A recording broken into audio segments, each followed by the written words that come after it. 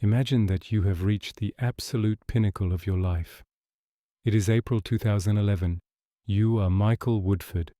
You are a British salesman who started out selling medical equipment from a car. Through 30 years of hard work, you have just been appointed CEO of Olympus. This is not just any promotion. It is a historic anomaly. Olympus is a legendary Japanese corporation and a 92-year-old icon of national pride. In Japan, foreign CEOs are almost unheard of. You are the Gaijin, the outsider, who broke the glass ceiling. You are celebrated in the press and are seen as the face of a modernizing Japan. You sit in a corner office in Shinjuku with a view of the entire city. But 6 months later, you are not looking at the city. Instead, you are sitting at the back of a bus, clutching your passport and sweating, as you look over your shoulder to see if you are being followed. You have been fired, stripped of your title and evicted from your apartment. You have been warned that your life is in danger. You are fleeing the country you loved, convinced that your former colleagues might be connected to the Yakuza, Japan's organized crime syndicate. How does a man go from gracing the covers of business magazines to becoming a fugitive in just 168 days? The answer lies in a secret so dark and a lie so costly that it took 20 years and $1.7 billion to keep it buried. This is the story of the Olympus scandal. To understand this nightmare, we must go back to Japan's roaring 80s. It was the bubble era. Money was cheap and arrogance was rife. Companies like Olympus weren't just manufacturing cameras, they were gambling. They poured billions of yen into complex financial speculation, treating the stock market like a casino. But in the early 1990s, the music stopped. The bubble burst. The Japanese stock market crashed and Olympus was left with massive losses totaling hundreds of millions of dollars. In a normal company, you would admit the loss, take the hit, apologize to shareholders and move on. But this was the old guard of corporate Japan. Admitting failure meant losing face. It was dishonorable. So, the Olympus executives made a fateful decision. They chose not to report the losses. Instead, they chose to hide them. They used a technique known in the dark corners of Japanese finance as tobashi, which literally means to make fly away. They created a labyrinth of shell companies in the Cayman Islands and Liechtenstein. They took the bad debt, bundled it up, and sold it to these secret companies. It was a magic trick. The losses disappeared from the main balance sheet, hidden in the fog of offshore banking. They told themselves it was only temporary. They thought, we'll make the money back when the market recovers and no one will ever know. But the market didn't recover.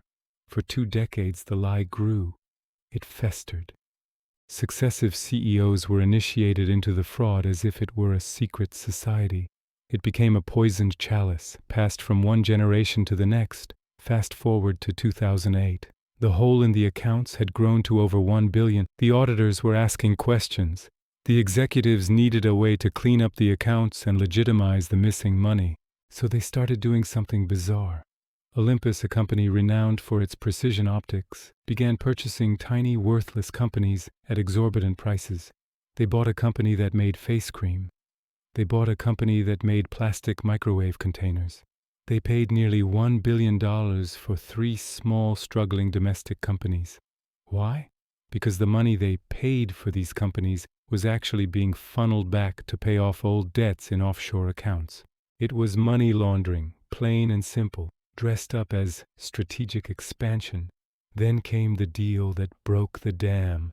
In 2008, Olympus acquired the British medical device company Gyrus for $2 billion. The deal was worth $2 billion. However, a fee was buried in the fine print. Olympus had paid a financial advisory fee of $687 million to an obscure firm in the Cayman Islands. To put that in perspective, an advisory fee is normally 1%. This was 30%.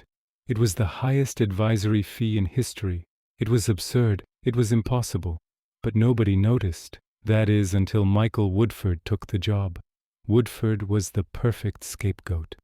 The board thought he was an outgoing foreigner who wouldn't grasp the intricacies of Japanese accounting. They thought he would simply shake hands, smile for the cameras, and allow Chairman Tsuyoshi Kikukawa to run the show from behind the scenes. They were wrong. In July 2011, a tiny specialized Japanese magazine called Facta published a rumor about these strange payments. Woodford read it. He didn't dismiss it. He walked into Chairman Kikukawa's office and asked a simple question. "What is this?" Kikukawa smiled, offered him tea, and told him not to worry. "It's just a cultural misunderstanding, Michael. You don't need to concern yourself." However, Woodford was a salesman who knew when a deal was too good to be true. He secretly hired PricewaterhouseCoopers to investigate the Gyrus deal. When the report came back, it was damning. The money had vanished into a web of anonymous accounts. Woodford realized he was sitting on top of a volcano. He started writing letters. He sent 6 formal letters to the board, demanding answers. The atmosphere at headquarters became unbearable. People stopped talking to him in the lift. His drivers and staff looked at him with pity. He was a ghost walking. The climax came on the morning of 14th October 2011. The board had summoned him to an emergency meeting. He walked in expecting to present his findings. Instead, Chairman Kikukawa stood up. He didn't look Woodford in the eye. He simply said, "The board has voted. You are dismissed." The meeting lasted exactly 10 minutes. They demanded his company phone. They also demanded his laptop. They told him to vacate his company apartment immediately. As Woodford left the building, dazed, he began to realize the gravity of his situation. He was alone in Tokyo. He had just declared war on one of the country's most powerful corporate entities. Rumors of Yakuza involvement in the obscure consulting firms were rife. He was terrified. Fearing a kidnapping, he bypassed his private driver. He took a public bus to the airport, constantly scanning the faces around him. He texted his wife, "I'm coming home. I've been fired. I am scared." When he landed in London, he went straight to the authorities and the press. The story exploded. Olympus's stock price crashed by 82% in a month. The Japanese establishment tried to paint Woodford as a disgruntled employee who didn't understand Japanese style. But the maths don't lie. Facing immense global pressure, Olympus established a third-party investigation committee. The committee's report was titled "Rotting from the Core." It confirmed everything. Executives, including Chairman Kikukawa, were arrested.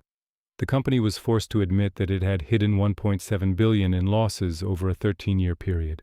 The Olympus scandal is a tragedy of corporate culture. It demonstrates how the desire to save face, avoid embarrassment, and blindly follow authority can cause even good people to commit terrible crimes.